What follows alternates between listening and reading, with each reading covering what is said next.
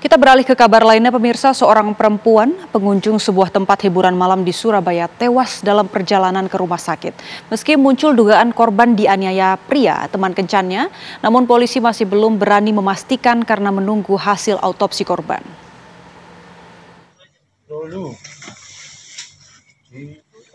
Rabu malam, jenazah AN 24 tahun masih menjalani otopsi di kamar jenazah RSUD Dr. Sutomo, Surabaya.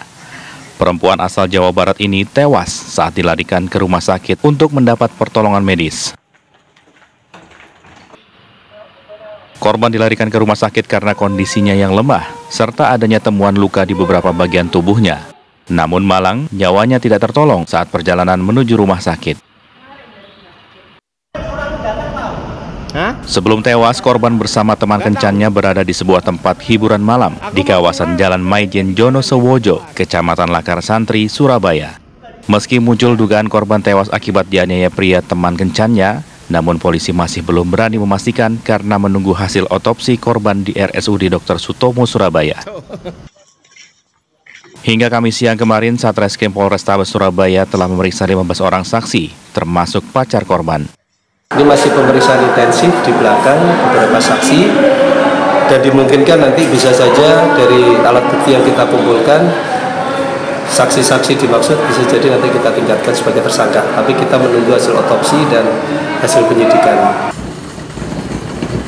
Sementara itu, polisi juga masih melakukan penyelidikan dan pemeriksaan 5 titik CCTV yang ada di rumah karaoke, yang diduga menjadi titik awal terjadinya perselisihan hingga adanya dugaan penganiayaan. Dari Surabaya, tim TV One mengabarkan.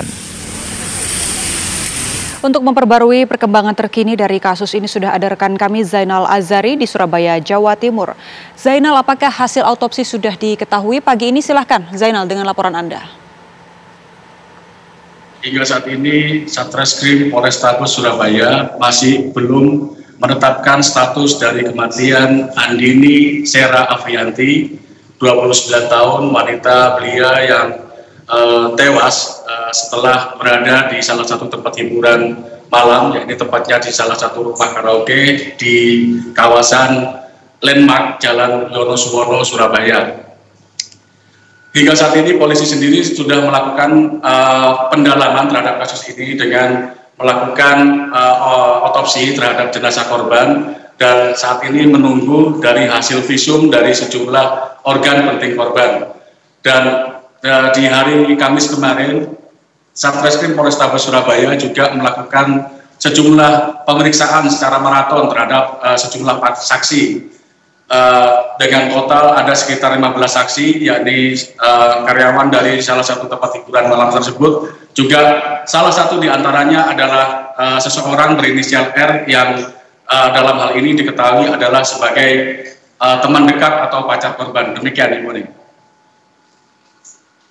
Korban ini turut diperiksa, apakah ia juga ada di dekat korban ketika korban terakhir ditemukan di basement?